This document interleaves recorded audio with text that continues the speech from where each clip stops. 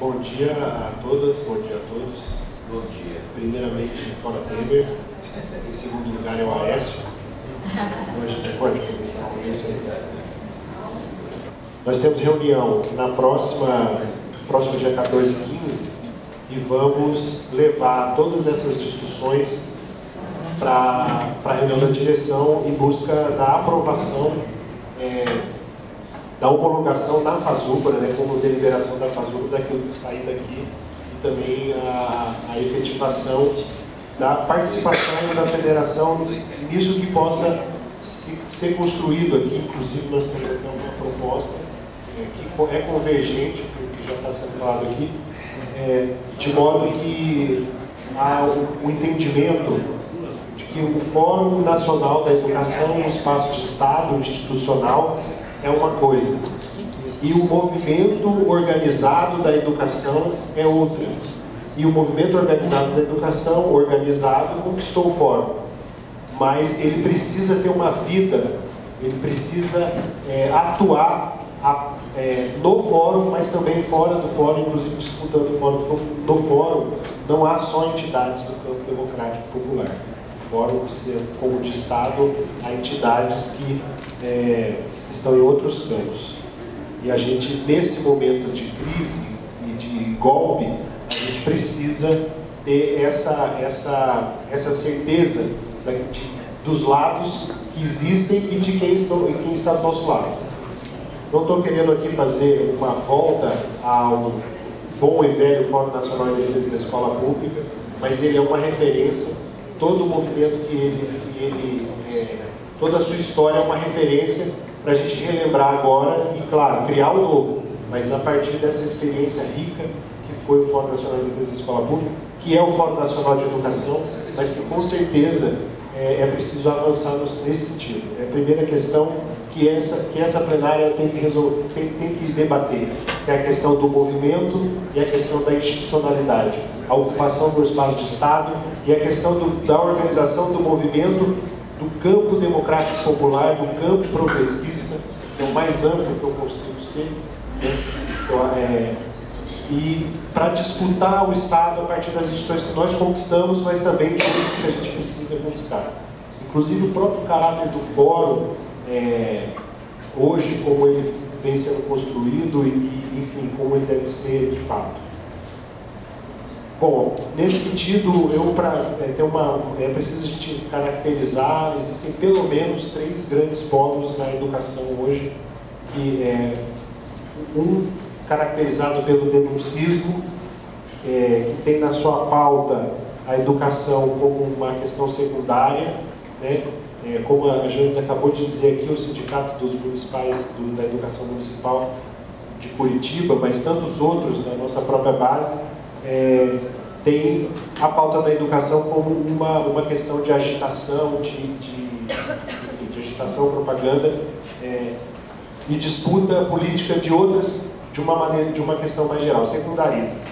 E também o próprio esquerdismo está nesse campo. Então, a principal característica é o denuncismo, é a crítica radical, mas que não produz nada além da própria crítica. Não preciso dizer, todo mundo sabe quem estão nesse campo. Quem entidades, quem oposições e quem pessoas. Eles, pelo que eu sei, não estão fora também. Até porque não acreditam. Então, isso é uma diferença. Não acredita nessa luta institucional como uma parte da luta contra a hegemônica de acúmulo de forças. Então, isso é um diferencial. Isso nos diferencia, por exemplo, o campo democrático e popular, que é crítico, propositivo e combativo. É importante dizer isso. A gente não é adesista, como os denuncistas esquerdistas nos criticam, né? É um campo democrático e popular que ele é crítico, ele é propositivo, ele acredita na luta política também a partir do Estado e também dos movimentos sociais, na boa e velha tática da pinça, e ele é combativo, e esse campo somos nós. E a direita privatizante, para usar um termo que para mim sintetiza quem eles são, que são os reformadores empresariais, uma categoria do Luiz Carlos de Freitas, que o Luiz Carlos coloca para análise, e esses 3 campos pelo menos esses, dentro deles, obviamente, existem nuances, mas esses 3 campos estão aí no jogo. E a gente precisa saber com quem que a gente está. E no fórum tem os reformadores empresariais e tem o campo democrático popular. E nós somos o campo democrático popular. Como é que a gente disputa o fórum? Como é que a gente disputa o movimento? Como é que a gente disputa o governo? No governo, os reformadores empresariais estão. E aí eu quero começar aqui, quero partir de uma discussão que a gente tem, da onde a primeira plenária começou, para fazer um debate de um programa de governo para as eleições de 2014. A presidente Dilma foi eleita numa disputa de narrativa da sociedade, da política, que era o projeto neoliberal ortodoxo ia voltar, e contra isso tinha aquilo que não era tudo o que a gente queria, mas tinha o legado do Lula e Dilma, tinha a inclusão, e ganhou numa disputa muito interessante, histórica, fazendo aquilo que a gente precisa retomar fazer, que foi o segundo turno, a mobilização que o segundo turno significou. E, em seguida, a primeira medida, qual foi a agenda posta pelo governo antes mesmo de ser eleito? Foi uma agenda que torna para a política nacional a centralidade da agenda neoliberal. Isso a gente precisa assumir. Isso é uma mudança de caracterização importante. O governo Dilma, eleito numa disputa histórica contra o neoliberalismo, antes de se eleger, toma medidas neoliberais e recoloca a agenda neoliberal no centro da política. E veio o ajuste fiscal, de nefastas consequências para a educação. Vamos lembrar o acordo que foi feito no Congresso para a votação do pré-sal, recentemente, aquela disputa entre o projeto do Serra e o projeto do Jucá, e o governo embarcou no projeto do Jucá, mudando a posição da Petrobras. Então essa agenda estava presente no governo Dilma, mas é uma realidade concreta que a gente tem que considerar, e para que a gente não erre mais no nosso movimento. Vou lembrar aqui o ex-presidente do INEP, se olhar no currículo Lattes dele, não precisa nem ir longe, ele é um quadro do PSDB, ocupou cargos, Ivani, do governo Magalhães Teixeira, do governo do Estado de São Paulo, e de ontem, de anteontem. Então, o ex-presidente do INEP, substituído pela Maria Inês Fini, não mudou. Então, assim, vamos lembrar da Cláudia Costin, quase virou secretária de Educação Básica, aí depois virou um secretário de Educação Básica que também não era muito distante politicamente do campo que ela estava inserida. Então, essa disputa nós temos que fazer, essa é a primeira coisa. Nós temos que resolver a questão institucionalidade, movimento, nos organizar para disputar de fato essas questões. E seguindo, nós temos os nossos desafios, que são, basicamente, denunciar o que está acontecendo. E para isso nós temos que ter capacidade de convocação para além das especificidades de cada entidade aqui. Para além da pauta corporativa, para além da pauta acadêmica, que é aquilo que nos reúne, do modo geral, para além da pauta partidária. Esse grupo tem que ter capacidade de convocação e de dialogar com a base social que a gente tem e ampliar essa base social. E nisso a gente precisa fazer uma discussão de ter uma mídia própria. Nós precisamos fazer a disputa no campo das redes sociais, no campo da mídia. Isso tem se mostrou, elegeu a Dilma. O Facebook elegeu a Dilma, e o Facebook está sendo extremamente importante para a disputa contra o golpe. Porque sai uma coisa agora na Globo, em seguida está todo mundo desmentindo. Então, assim, é muito importante que esse campo também tenha como ação política, construir uma mídia própria, construir uma ferramenta capaz de dialogar com todo mundo. Primeiro, a nossa base social nós temos que organizar, mas nós temos que ter em mente, nós temos que ampliar. Não é só falar com o professor da escola básica. Isso parece óbvio, é óbvio. Tem que falar com o pai, com a mãe. Não é só falar com os dirigentes. Tem que falar com a base que está lá, que está xingando, que foi no ato dos fascistas. Não vou usar mais coxinha. Foi no ato dos fascistas. Mas essa base está ali. E a gente pode virar, nesse sentido, fazendo a disputa a partir de uma mídia própria, uma mídia alternativa.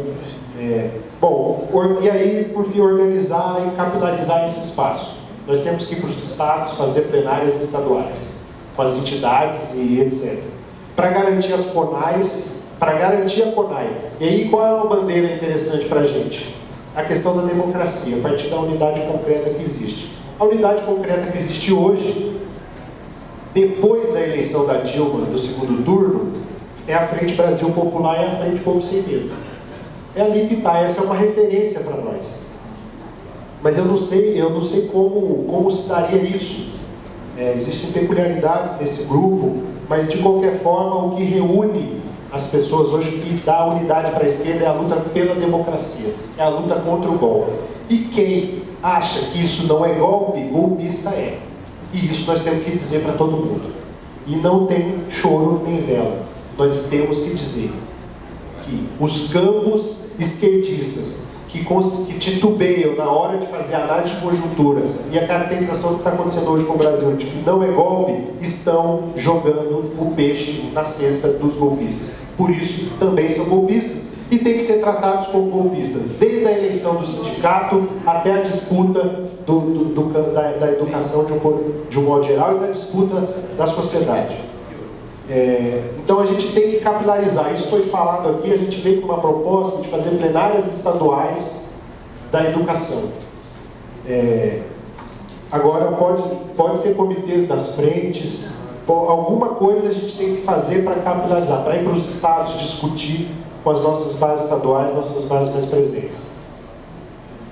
Do ponto de vista da luta na universidade, o Rony comentou aqui, de fato, qual que é o problema do nosso ponto de vista?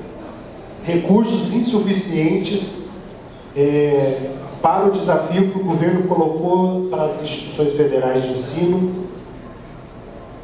para atender às expectativas da sociedade. Então, além dos recursos terem sido insuficientes, foram muitos, avançou bastante. O Reúne, por exemplo, criou oportunidades que nunca foram criadas antes, mas trouxe consigo diversos problemas e depois, agora, quando acaba o Reúne, outros problemas estão surgindo, desde a incompetência de alguns reitores em executar os projetos com o dinheiro que tinha, até fazer com que, até resolver o problema do próprio ajuste fiscal. Então, ao mesmo tempo que deu recursos, proporcionou e induziu uma mudança importante na universidade, também cria problemas estruturais que precisam ser resolvidos. E veio também o ajuste fiscal. Então, deu com uma mão, tirou com a outra, e nisso tem a questão, os recursos para o FIES, que foram recursos extraordinários do ponto de vista do tamanho, em detrimento da questão da educação pública. Então a gente precisa avançar nessa discussão de que para as universidades, para as instituições federais de ensino, o último governo que está agora, que está em vias de deposição, promoveu desafios muito grandes no sentido de que trouxe para dentro da universidade a pauta de 1995. Falta de recursos, perspectivas de não ter concursos, isso já estava presente no governo Dilma e agora se intensifica com a Maria Helena Guimarães do MEC, né, com a exoneração das estruturas do MEC que tem a ver com projetos importantes da universidade, como, por exemplo, a educação no campo, a licenciatura indígena, estão vinculadas a CECADI, e isso também, né, então, são influências muito grandes. Mas é preciso que a gente tenha clareza de que algumas coisas estavam presentes ali no começo do governo para a gente fazer a disputa, porque volta a Dilma pela esquerda.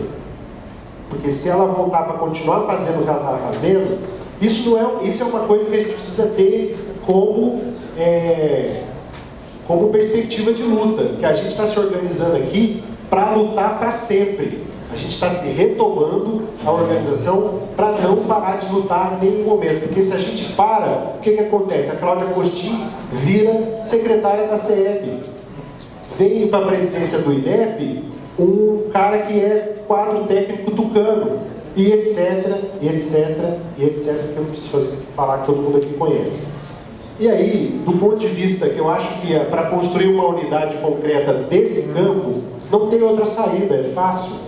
É a defesa do Fórum Nacional da Educação e da CONAI como um espaço de Estado que nós vamos disputar, né? E dentro dessa questão da CONAI e do Fórum Nacional de Educação, debater fortemente o financiamento, que tem a vinculação.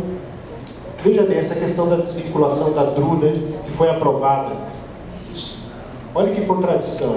Isso foi mandado para o Congresso, não foi pelo tempo, foi aprovado agora na base do tempo, mas foi mandado antes. Mas a educação não está ali. Isso já é uma coisa. Mas a vinculação dos gastos sociais à inflação e o pré-sal são questões que mobilizam legal, que a gente tem que questionar. A base comum nacional e a escola sem partido é também uma pauta, a questão do currículo. A democracia, a participação social e uma coisa que, do meu ponto de vista, a gente precisa retomar a discussão muito fortemente, que é a questão da avaliação e da qualidade. Houve um tempo em que a gente debatia, vou terminar, a gente debatia a avaliação como a arena de disputa de 2 projetos de Brasil de educação. Hoje, a gente, de algum modo, o campo de luta política tem negligenciado isso. E a gente precisa, não é à toa que a Marina Esfilho volta para o INEP, vem para o INEP, porque é a partir da avaliação, isso também vocês estão carecas de saber, que se direciona tudo. Então, a gente precisa debater essa questão. E o governo Dilma, o nosso governo, o governo Lula, intensificou muito a questão da avaliação do ponto de vista dos reformadores empresariais. A gente precisa combater isso. Muito obrigado.